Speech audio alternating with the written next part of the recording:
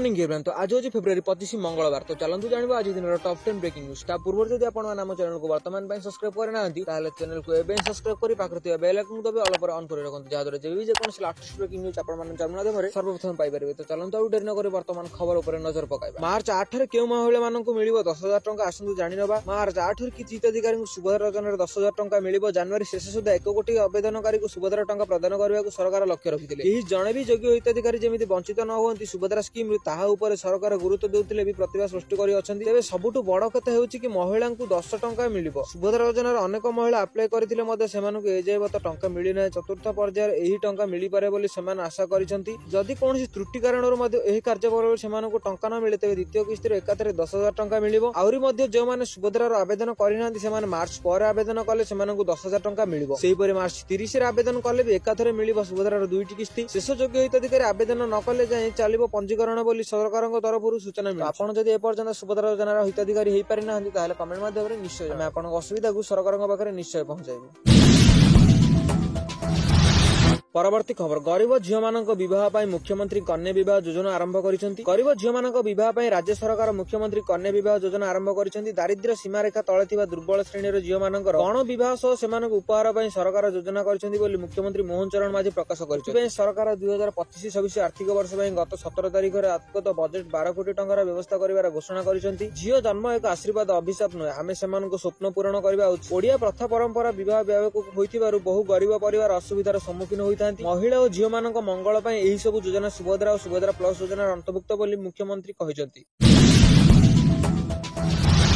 परवर्ती खबर हजार कि लक्ष्य नुहे आसिला 700 कोटी टंकार विद्युत। उत्तर प्रदेश आजमरागढ़ जिलार विद्युत विभाग एक आश्चर्यजनक कार्य सामना को आसी। एठारे विद्युत बिल विभाग एक डिग्री कॉलेज अधीक्षक 799 कोटी टंकार एक विद्युत बिल देउछि। विद्युत बिल देखिबा पर अधीक्षक होश उड़ी जाइछि। अधीक्षक कहिसेंती से नुहे से तांका परिवार समग्र संपत्ति बिक्री करिदेले भी सेमानक बिल परिशोध करि पारिबे नाही। से कहिसेंती जे विद्युत बिल संशोधन पई से कर्तृपक्षक निकटरे लिखित एवं मौखिक अभियोग करथिले किंतु ए पर्यंत बिल संशोधन होई नाही। बिलारियागढ़ अंचलर डाक्टर विजेंद्र राय तरवान अंचल एक डिग्री कॉलेज रे प्रिंसिपल कार्यरत होइथिले। से 1 वर्ष पूर्व एक घर निर्माण करथिले। निर्माण समय से मां साधन राय नाम रे एक अस्थायी विद्युत संजोग नैथिले। जे पर्यंत एक अस्थायी संजोग थिला से पर्यंत बिल सठिक भाबे आसुथिला किंतु एहा पर जेतेबेले विभागीय तांको स्थायी संजोग देला प्रथम मासर विद्युत बिल आसीगला एवं तांको पाद तळु माटी खसीगला। प्रकृत रे गत 6 मासर विद्युत बिल 799 कोटी टंका आसी। जा पर डॉक्टर विजय राय मौखिक अभियोग करिबा पर लिखित अभियोग करथिले किंतु आज पर्यंत बिल संशोधन होई नाही। विजेंद्र राय कहिसेंती जे विद्युत विभाग प्रत्येक थर प्रतिश्रुति दे आसुची जे आगामी मासरे संशोधन करा जिवो किंतु आज 6 मास होई गलानी किंतु ए पर्यंत विद्युत बिल संशोधन करा जाई पारु नाही।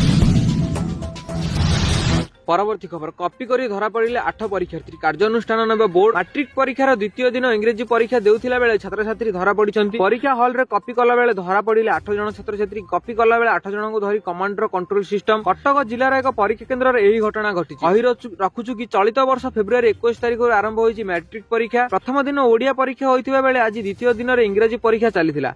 कटक रे एक परीक्षा केन्द्र रे किछि परीक्षार्थी को कॉपी करूथिले। परीक्षा हॉल रे बसी निर्देश कॉपी करी लेखुथिले जा कमांड कंट्रोल सिस्टम धरिबार सफल होईछि। मोट 8 जण परीक्षार्थी कॉपी करबा बेले धरा पड़िसंती। सेमानक विरुद्ध रे कार्यानुष्ठान नियजिबो बोली एक वीडियो वार्ता रे मध्ये कुआ जाय एवं सभापति कहिसंती मध्ये सेमानक दृढ़ कार्यानुष्ठान नेबे तांको ऊपर। एबे मैट्रिक परीक्षार ड्रॉप आउट एबे चिंतार विषय पालटिछि। एने बोर्ड पक्षरु कुआ जायछि जे एहा ऊपर नजर रखा जिवो। स्कूल प्रधान शिक्षक एवं सेंटर सुपरिटेंडेंट मानक ए संपर्क रे अवगत मध्ये करिछि बोर्ड ऑफ कोन शिक्षा विभाग।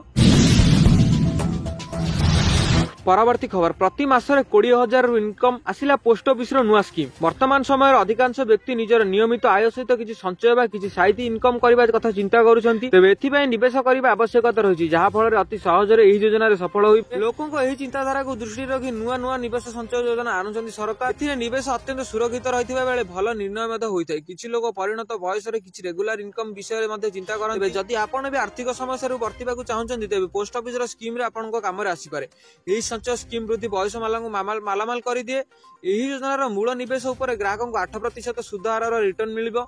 यार अर्थ बैंक एफटी रु अधिक सुध मिली पारुछि। एही स्कीम रे सब वर्गर लोक निवेश करि परिबे। एहा एक स्वल्प अंचल सेविंग स्कीम अटे। एही स्कीम रे बैंक एफडी रु अधिक सुध मिली पारुछि। एही स्कीम रे रेगुलर इनकम पक्का होई थाए। एथिरे निवेश कले मासिक 20,000 टंका इनकम होई परिबो। एथिरे मिलुथिबा सुध रिटर्न कथा कहिले गत जनवरी मासरु मूल निवेश उपर 8.2% सुध ऑफर करा जाउछि। पोस्ट ऑफिस सीनियर सिटीजन एवं सेविंग मध्य 1 1,000 ଟଙ୍କା ନିବେଶ କରି ଆରମ୍ଭ କରିପାରିବେ। ଏଥିରେ ଅଧିକରୁ ଅଧିକ 30 ଲକ୍ଷ ଟଙ୍କା ପର୍ଯ୍ୟନ୍ତ ନିବେଶ କରିପାରିବେ ସୁଧ ବୟସ୍କ। ଏହି ସ୍କିମ୍ ଦ୍ୱାରା ଅବସର ପରେ ବୃଦ୍ଧ ବୟସ୍କ ମାନେ ଆର୍ଥିକ ଭାବରେ ମହଜୁଦ ହୋଇ ଆର୍ଥିକ ଲାଭ ପାଇପାରନ୍ତି। ଏହାଛଡା 60 ବର୍ଷ ବା ତାଠାରୁ ଅଧିକ ଦମ୍ପତି ଜଏଣ୍ଟ ଜମା ଖାତା ଖୋଲି ପାରିବେ।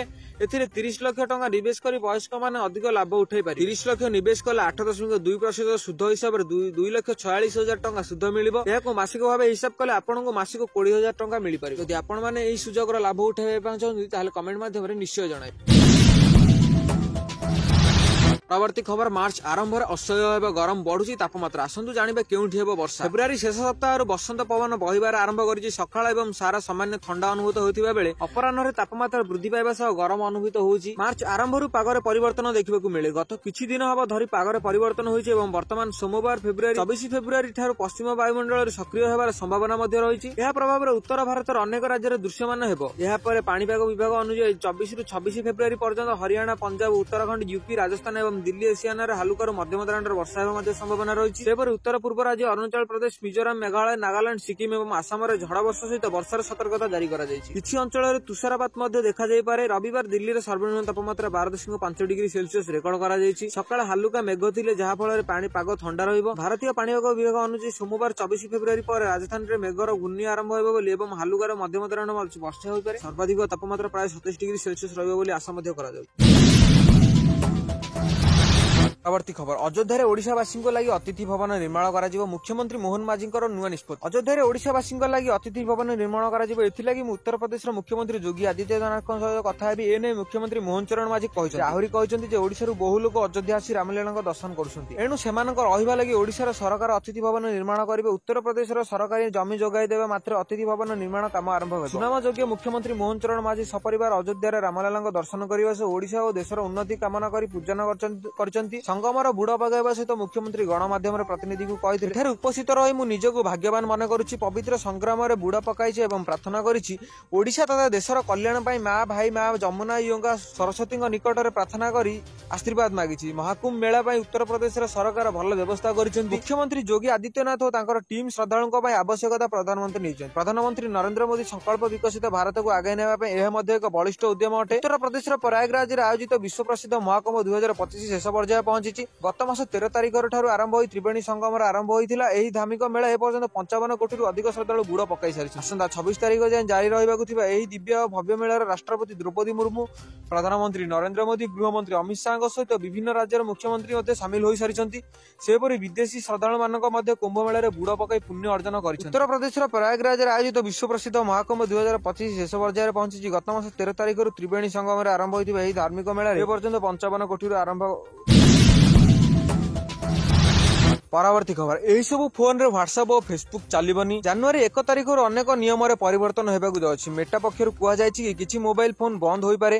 ଭାରତରେ ଅଧିକାଂଶ ଲୋକ ହ୍ୱାଟ୍ସଆପ୍ ବ୍ୟବହାର କରନ୍ତି। ଅନେକ ସମୟରେ ପ୍ଲେ ପୋଷ୍ଟର ଅପଡେଟ୍ ମଧ୍ୟ ଆସେ ଆଉ ଅପଡେଟ୍ କରିବା ପରେ ନୂଆ ଫିଚର ଆମକୁ ମିଳେ। ହେଲେ ନୂଆ ବର୍ଷରୁ ଆଉ ନୂଆ ଫିଚର ଅପଡେଟ୍ ହୋଇପାରିବ ନାହିଁ। ତେଣୁ ହ୍ୱାଟ୍ସଆପ୍ ଚାଲିପାରିବ ନାହିଁ। ଖାସ କରି 10 ବର୍ଷର ପୁରୁଣା ଓଏସ୍ ଭର୍ଜନ ଆଉ ଅପଡେଟ୍ ହୋଇପାରିବ ନାହିଁ। ମୋଟାର ଅନେକ ଫିଚର ତେଣୁ ମେଟା ପୁରୁଣା ଓଏସ୍ ଫୋନର ନୂଆ ସିଷ୍ଟମ ସପୋର୍ଟ ଦେବ ନାହିଁ ବୋଲି ସ୍ପଷ୍ଟ କରିଛି। ମେଟା ପକ୍ଷରୁ ଦିଆଯାଇଥିବା ଲିଷ୍ଟରେ Samsung Google X3, Galaxy Note 2, Galaxy S3, Galaxy S Note 4 mini, Motorola Moto G, Razr HD, Moto E14, HA1X, 1X Plus, LG Optimus G, Nexon 4, G2 mini, Xperia T, Xperia V ଆଦି କେତେକ mobile Meta support system କାଢିବାରେ କୁହାଯାଇଛି। ପରବର୍ତ୍ତୀ ଖବର ବିଦ୍ୟୁତ ବିଭାଗରେ bumper ନିଯୁକ୍ତି। ITI pass କରିଥିବା ପିଲା କରିପାରିବେ ଆବେଦନ, ଜାଣନ୍ତୁ କେମିତି। ରାଜସ୍ଥାନର ରାଜ୍ୟ ବିଦ୍ୟୁତ ଉତ୍ପାଦନ ନିଗମ ଲିମିଟେଡ୍ ଟେକ୍ସିଆନ ଅପରେଟର ଏବଂ ପ୍ଲାଣ୍ଟ ଆଣ୍ଟେନିକ୍ସ ପଦବୀରେ ନିଯୁକ୍ତି ପାଇଁ ପଞ୍ଜୀକରଣ ପ୍ରକ୍ରିୟା ଆରମ୍ଭ କରିଛି। ଯେଉଁମାନେ ଏହି ପଦବୀ ଗୁଡ଼ିକୁ କାମ କରିବାକୁ ଆଗ୍ରହୀ ଏବଂ ପ୍ରାସଙ୍ଗିକ ଯୋଗ୍ୟତା ରଖିଛନ୍ତି ସେମାନେ ଏବେ ସେମାନଙ୍କର ଆବେଦନ ପ୍ରକ୍ରିୟା ସମାପ୍ତ କରିପାରିବେ। ଏହି ପଦବୀ ଗୁଡ଼ିକ ପାଇଁ ଆବେଦନ କରିବାକୁ ପ୍ରାର୍ଥୀମାନଙ୍କୁ ଅଫିସିଆଲ ୱେବସାଇଟ୍ IPBSO-online-IPB.in/RR-NIPLG-25 ଭିଜିଟ୍ କରିବାକୁ ପଡ଼ିବ। ଏବେ ସେମାନେ ସମ୍ପୂର୍ଣ୍ଣ ବିବରଣୀ ଦେବାକୁ ପଡ଼ିବ। ରାଜସ୍ଥାନର ସରକାର 19 ଜୁଲାଇ 2000ରେ 5ଟି ବିଦ୍ୟୁତ କମ୍ପାନୀ ଗଠନ କରିଥିଲେ, ଯେଉଁଥିରେ ଉତ୍ପାଦ ପରିବହନ ଏବଂ ବଣ୍ଟନ କ୍ଷେତ୍ରରେ କାର୍ଯ୍ୟ କରିଥିବା କମ୍ପାନୀଗୁଡ଼ିକ ଅନ୍ତର୍ଭୁକ୍ତ। ଏହି କମ୍ପାନୀଗୁଡ଼ିକ ମୁଖ୍ୟ ଉଦ୍ଦେଶ୍ୟ ହେଉଛି ରାଜ୍ୟରେ 24 ଘଣ୍ଟା 7 ଦିନ ଏବଂ ସବୁବେଳେ ବିଦ୍ୟୁତ ଗୁଣବତ୍ତା ଏବଂ ଯୋଗାଇ ନିଶ୍ଚିତ କରିବା। ଏହି କମ୍ପାନୀ ଗୁଡିକ ଏବେ ଏପରି ପ୍ରାର୍ଥୀ ଖୋଜିବାରେ ଯାହା ଭଲ ଶିକ୍ଷାଗତ ରେକର୍ଡ ରଖିଛି ଏବଂ ସେମାନେ ଏହି କମ୍ପାନୀ ଗୁଡିକ ଟେକ୍ନିସିଆନ III ଅପରେଟର III କିମ୍ବା ପ୍ଲାଣ୍ଟି ଅପରେଟର III ଭାବରେ କାମ କରିବାକୁ ଉଜ୍ଜଳିତ। ଆବେଦନ ଶୁଳ୍କ ସାଧାରଣ ପ୍ରାର୍ଥୀ ପାଇଁ ଆବେଦନ ଶୁଳ୍କ 1000 ଟଙ୍କା, ଯେଉଁଥିରେ GST ଅନ୍ତର୍ଭୁକ୍ତ। ସେହିପରି SC ST BC MBC EWS PBWS ସହରାଞ୍ଚଳ ବର୍ଗର ପ୍ରାର୍ଥୀଙ୍କ ପାଇଁ ଆବେଦନ ଫି 500 ଟଙ୍କା। ଏହି ଫି ଅନଲାଇନ ପୈଠ କରାଯିବ ଏବଂ ଏହି ଖାଲି ପଦବୀ ମାଧ୍ୟମରେ ରାଜସ୍ଥାନ ରାଜ୍ୟ ବିଦ୍ୟୁତ ଉତ୍ପାଦନ ନିଗମ ଲିମିଟେଡ୍ ଏବଂ ଜୟପୁର ବିଦ୍ୟୁତ ବଣ୍ଟନ ନିଗମ ଲିମିଟେଡ୍ 2016ଟି ପଦବୀ ନିଯୁକ୍ତ ଦିଆଯିବ। ଦରମା ଏବଂ ନିଯୁକ୍ତି ପ୍ରକ୍ରିୟା ମନୋନୀତ ପ୍ରାର୍ଥୀମାନଙ୍କୁ ପ୍ରଥମ 2 ବର୍ଷ ପାଇଁ ପ୍ରସ୍ତାବନା ଟ୍ରେନିଂ ଭାବେ ନିଯୁକ୍ତି ଦିଆଯିବ। ସେହି ସମୟରେ ସେମାନଙ୍କୁ ପ୍ରତି ମାସରେ 13,500 ଟଙ୍କା ଏକ ନିର୍ଦ୍ଦିଷ୍ଟ ପରିମାଣରେ ଦିଆଯିବ। ଯଦି ପ୍ରାର୍ଥୀମାନେ ସଫଳତା ସହ ସେମାନଙ୍କ ପରୀକ୍ଷା ଅବଧି ସମାପ୍ତ କରୁଛନ୍ତି ତେବେ ସେମାନଙ୍କୁ ପ୍ରତି ମାସରେ 19,200 ଟଙ୍କା ଦରମା ମିଳିବ, ଯାହା ପରେ ପେ ମ୍ୟାଟ୍ରିକ ଅଧୀନରେ ହେବ। ଏହା ବ୍ୟତୀତ ପ୍ରାର୍ଥୀମାନଙ୍କୁ ସମ୍ପୂର୍ଣ୍ଣ ନିଯୁକ୍ତି ନିୟମରେ ଅନ୍ୟାନ୍ୟ ଭତ୍ତା ଏବଂ ସୁବିଧା ମଧ୍ୟ ପ୍ରଦାନ କରାଯିବ। ଏହା ଥିଲା ଆଜିର ଟପ୍ 10 ବ୍ରେକିଂ ନ୍ୟୁଜ୍। ଯଦି ଆପଣମାନଙ୍କୁ ଆମ ଭିଡ଼ିଓଟି ଭଲ ଲାଗିଛି ତାହେଲେ ଭିଡ଼ିଓଟିକୁ ଲାଇକ୍ କରିବା ସହିତ ସାଙ୍ଗମାନଙ୍କ ସହିତ ଭିଡ଼ିଓଟିକୁ ବହୁ ମାତ୍ରାରେ ସେୟାର କରନ୍ତୁ। ଆପଣ ଯଦି ଆମ ଚ୍ୟାନେଲ ପାଇଁ ବର୍ତ୍ତମାନ ପାଇଁ ନୂଆ ଅଛନ୍ତି ତାହେଲେ ଚ୍ୟାନେଲକୁ ଏବେ ସବସ୍କ୍ରାଇବ୍ କରି ପାଖରେ ଥିବା ବେଲ୍ ଆଇକନକୁ ଦବାଇ ଅଲ୍ ଉପରେ ଅନ୍ କରି ରଖନ୍ତୁ, ଯାହାଦ୍ୱାରା ଯେକୌଣସି ଲାଟେଷ୍ଟ ବ୍ରେକିଂ ନ୍ୟୁଜ୍ ଆପଣମାନଙ୍କ ଚ୍ୟାନେଲ ମାଧ୍ୟମରେ ସର୍ବପ୍ରଥମେ ପାଇବେ। Bureau report D news Odia.